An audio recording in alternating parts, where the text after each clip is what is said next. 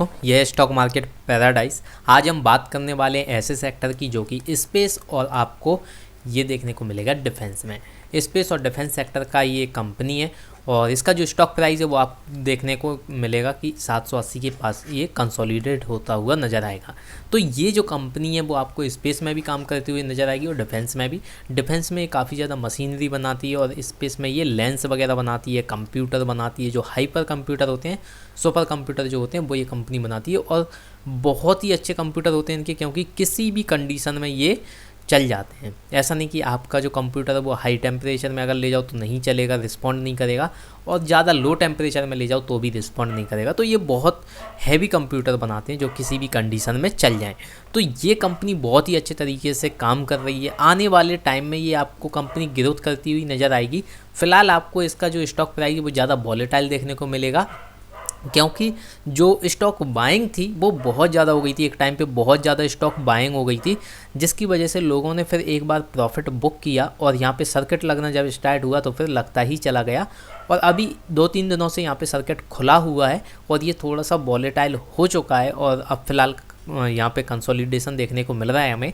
तो जब भी ब्रेकआउट देखने को मिलेगा हम लेवल देख लेते हैं कि किस लेवल पे आपको बाई करना सही रहेगा और क्या आपका स्टॉप लॉस होना चाहिए, जिससे कि आप ज़्यादा लॉस ना कर पाओ अपने कैपिटल में।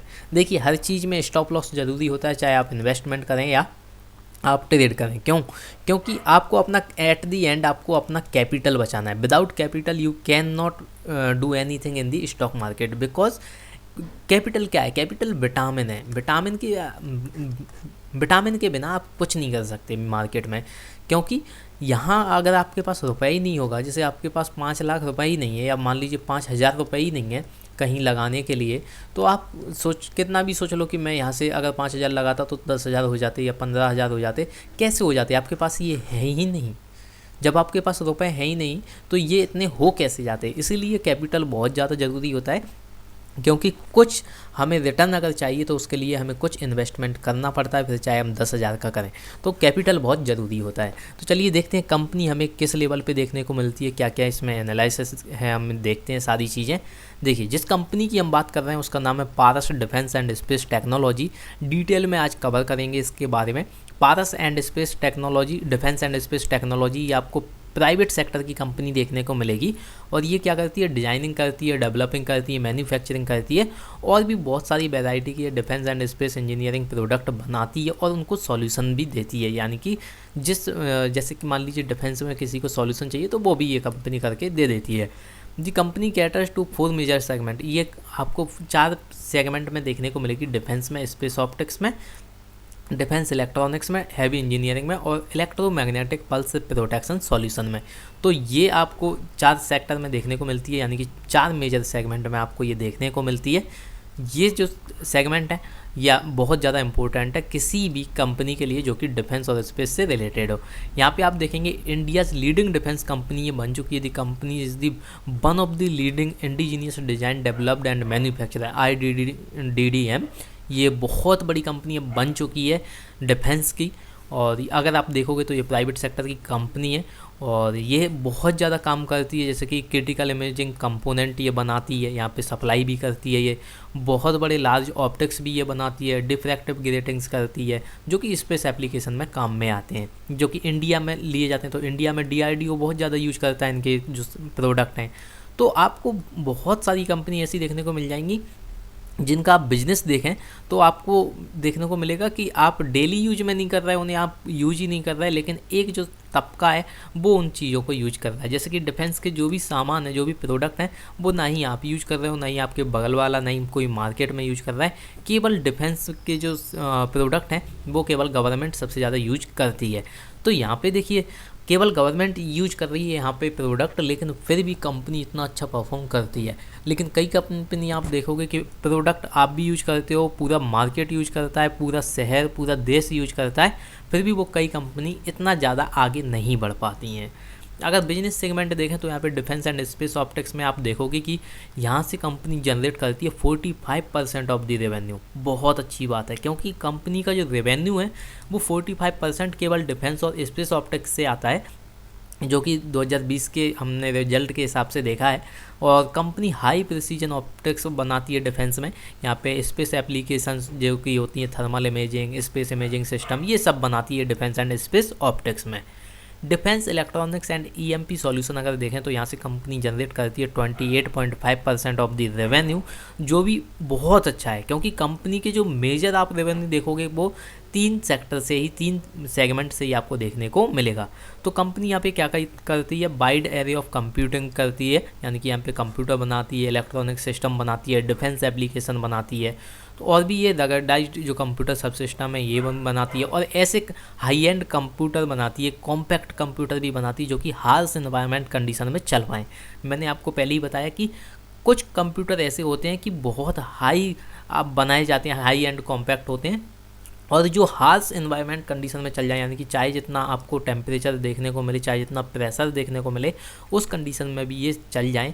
क्योंकि कई बार क्या होता है कि हमें ऐसी कंडीशन में चलाने पड़ते हैं, तो सारी चीज़ें हमें ध्यान रखनी होती हैं। क्योंकि आपका जो लैपटॉप है वो अगर एक टेम्परेचर के ऊपर अगर चला जाता है कहीं पे टेम्परेचर एक लिमिट के ऊपर, तो आपका जो लैपटॉप या कंप्यूटर है वो बंद हो जाएगा, रिस्पॉन्स नहीं करेगा, उसकी जो चिप है वो इतनी ज़्यादा अच्छी नहीं होती है कि हार्श कंडीशन में काम कर जाए। तो ये कंपनी ये सारे काम करती है।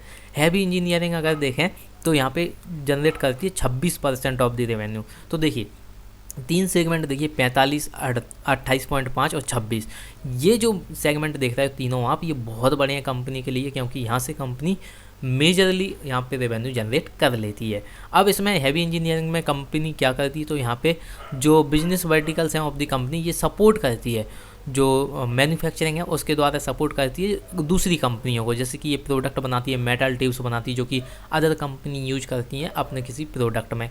फ्लो फॉर्मिंग मशीन बनाती है जो कि और दूसरी कंपनी यूज करती है। कैबिनेट्स बनाती है, कंसोल बनाती है, रैक्स बनाती है। तो ये कंपनी हैवी इंजीनियरिंग में ऐसा काम करती है कि दूसरी कंपनी भी ये मटेरियल यूज करके अपना प्रोडक्ट बना पाए। फिर अगर मैन्युफैक्चरिंग फैसिलिटी अगर देखेंगे कंपनी की, तो यहाँ पे आपको देखने को मिलेगा कि 2 मैन्युफैक्चरिंग फैसिलिटी है कंपनी की। ये आपको एक देखने को मिलेगी नेरोल में जो कि नवी मुंबई में है, और एक आपको देखने को मिलेगी अंबरनाथ में जो कि थाने में है। दोनों ही आपको महाराष्ट्र में देखने को मिलती हैं। अगर यहाँ पे डाइवर्सिटी प्रोडक्ट ऑफरिंग देखें तो यहाँ पे 33 different categories of product and solution ये कंपनी बनाती है और प्रोवाइड करती है। अगर यहाँ पे आगे हम देखें कि एक्सपोर्ट किस तरीके से कंपनी का देखने को मिलता है, तो ये देखिए जो एक्सपोर्ट है वो आपको देखने को मिलेगा इंडियन डिफेंस कंपनीज़। जो भी इंडिया की डिफेंस कंपनीज हैं उनको गवर्नमेंट के द्वारा परमिशन है या ऑथोराइज्ड हैं कि वो अपना प्रोडक्ट केवल 42 कंट्रीज में बेच सकते हैं। यानी कि आप अगर आपको अपना जो प्रोडक्ट है वो एक्सपोर्ट करना है तो आप केवल 42 कंट्रीज़ में कर सकते हैं, ना कि आप ऑल ओवर दी वर्ल्ड करें। तो ये कंपनी को परमिशन लेनी पड़ती है कि अगर वो एक्सपोर्ट करें तो कहाँ कहाँ कर सकते हैं। कंपनी इस वजह से जो जनरेट करती है रेवेन्यू वो है 12.5%। तो 12.5% रेवेन्यू आपको देखने को मिलता है एक्सपोर्ट से, जो कि इन कंट्रीज़ में यहाँ पे एक्सपोर्ट किया जाता है। अब इनमें आप अगर कस्टमर देखेंगे इंटरनेशनल कस्टमर, तो आपको देखने को मिलेंगे कि एमोस है, इज़राइल है, बेल्जियम है, साउथ कोरिया है। तो ये सारे देश आपको यहाँ पे मेजरली आपको देखने को मिलेंगे कस्टमर जो कि Bharat defence and space technology के कस्टमर हैं। अगर यहीं पे हम बात करें कि जो अगर यहाँ पे हम थोड़ा नीचे देखते हैं कि कंपनी में हमें यहाँ पे ग्रोथ स्ट्रेटजी अगर देखें तो क्या देखने को मिलती है कि कंपनी एक्सपेंस कर रही है मैन्युफैक्चरिंग फैसिलिटी जो कि मुंबई के नेरोल में कर रही है। यहाँ पे बहुत ज़्यादा यहाँ पे मात्रा में एक्सपेंसन कर रही है कंपनी, धीरे धीरे और भी ज़्यादा हो जाएगा। तो ये सारी चीज़ें आपको देखने को मिलती हैं Bharat defence and space technology में। अगर यहाँ पे हम देखें कि किस तरीके से आपको मार्केट देखने को मिलता है इस कंपनी का, तो यहाँ पे देखिए क्वार्टरली रिजल्ट अगर देखें, सॉरी क्वार्टरली तो है नहीं यहाँ पे, क्योंकि ये कंपनी आपको नई लिस्ट होती हुई देखने को मिलेगी। 1 अक्टूबर को इसका IPO लिस्ट हुआ था यहाँ पे। और अगर यहाँ पे प्रॉफिट और लॉस देखें तो ये देखिए कंपनी कितने बेहतरीन तरीके से सेल्स और एक्सपेंसेस को बैलेंस किए हुए हैं। मार्च 2017 में यहाँ पे देखिए 48 करोड़ और 39 करोड़, तो यहाँ पे बहुत ही अच्छे तरीके से बैलेंस कर रखा है इसने सेल्स और एक्सपेंसेस को। और प्रॉफिट देखें तो 2 करोड़ का है। 2018 मार्च में देखें अगर तो यहाँ पे भी बहुत अच्छे तरीके से बैलेंस कर रखा है। यहाँ पे भी आप बैलेंस बहुत अच्छे तरीके से देखोगे। देखिए जो भी कंपनी की सेल्स हैं वो बढ़ रही हैं, यहाँ पे भले ही कम हुई हैं लेकिन अब 2021 में फिर से बढ़ गई होंगी। तो आप देखिए कि किस तरीके से बढ़ती हैं, कंटिन्यूसली बढ़ रही हैं। और यहाँ पे प्रॉफिट अगर एक्सपेंसेस देखोगे तो वो भी बढ़ेंगे क्योंकि सेल्स बढ़ रही हैं। लेकिन इसके बाद अगर आप देखो कि अदर इनकम भी कंपनी के पास है, 3 करोड़ यहाँ पे, 3 करोड़ यहाँ पे, 2 करोड़ यहाँ पे, और अगर टैक्सेस वगैरह सब निकाल दें तो कंपनी नेट प्रॉफिट जनरेट करती है 2017 में 2 करोड़ का, फिर 25 करोड़ का, फिर 19, अब 20। तो कंपनी लगातार प्रॉफिट बनाती है, यानी कि ये रिपीटेडली प्रॉफिट बना रही है। और कंपनी ने अभी तक खैर डिविडेंड तो नहीं दिया, लेकिन जल्दी कंपनी डिविडेंड देने वाली है। तो कंपनी से आपको डिविडेंड भी बहुत जल्दी देखने को मिल जाएगा, क्योंकि जो परफॉर्मेंस है कंपनी का वो बहुत अच्छा देखने को आपको मिलता है। तो देखिए यहाँ पे अगर आपको यहाँ पे रिपीटेडली प्रॉफिट देखने को मिलता है तो मैं तो यही कहता हूँ कि ये पॉइंट यहाँ पे आना चाहिए, क्योंकि ज़रूरी नहीं कि आपको डिविडेंड दिया जाए। कंपनी अगर प्रॉफिट में है, कंपनी को एक्सपेंसन करना हो तो वो डिविडेंड नहीं देगी। कंपनी एक्सपेंसन के लिए क्या करेगी, जो रुपया वो प्रॉफिट में बना रही हो कहीं लगाएगी ना। तो इसे हम ऐसे नहीं सोच सकते कि डिविडेंड हमें नहीं मिला तो कंपनी बेकार है। तो ये सारी चीज़ें भी हमें देखनी होती हैं। अगर यहाँ पे इन्वेस्टर पैटर्न हम देखें तो इन्वेस्टर पैटर्न हमें देखने को मिलता है। प्रोमोटर्स यहाँ पे 59% आपको देखने को मिलेंगे, 0.60 कम है, 0.6 कम है। तो यहाँ पे 59% आपको प्रमोटर्स देखने को मिलेंगे। फॉरेन इन्वेस्टर देखने को मिलेंगे 4.36, डोमेस्टिक इन्वेस्टर आपको देखने को मिलेंगे 7.6, और पब्लिक यहाँ पे आपको देखने को मिलेगी 29.1। तो बहुत ही अच्छे तरीके से आपको शेयर होल्डिंग पैटर्न यहाँ पे देखने को मिलता है। तो कंपनी अगर आप देखोगे तो बहुत ही अच्छे फंडामेंटली परफॉर्म कर रही है। आने वाले टाइम में ये आपको ग्रोथ ही दिलाएगी। अगर मार्केट कैप देखें तो 79 करोड़ का है, और यहाँ पे करंट मार्केट प्राइस जो चल रहा है वो 790 है। 52 वीक का अगर हाई देखें तो ये 1272 है। यहाँ इसके बाद कंपनी ने लोअर सर्किट लगाना स्टार्ट कर दिया था, और यहाँ पे इसकी लिस्टिंग हुई थी IPO की। जैसे ही लिस्टिंग हुई थी ये भाग चुका था, और ये अपर सर्किट से ऊपर गया और लोअर सर्किट से नीचे आया। मैंने पहले भी वीडियो में बता चुका है कि अगर ऐसे तरीके से आपको कंपनी में ग्रोथ देखने को मिलती है कि अपर सर्किट से ऊपर जाता जा रहा है, तो एक टाइम पे आपको लोअर सर्किट से नीचे आते हुए एक कोई भी स्टॉक जो भी कंपनी का हो वो दिखेगा, आपको लोअर सर्किट लगता हुआ उसमें दिखेगा, क्योंकि उसमें अपर सर्किट लग चुका है। तो कोई भी कंपनी आपको डायरेक्टली ऊपर जाते हुए देखने को मिल रही है, इसका मतलब क्या है कि इसमें ओवर बाइंग हो रही है और यहाँ पे ओवर सेलिंग हो रही है। तो दोनों के लिए आपको प्रिपेयर होना पड़ता है, क्योंकि आपको यहाँ पे ख़रीदना नहीं है।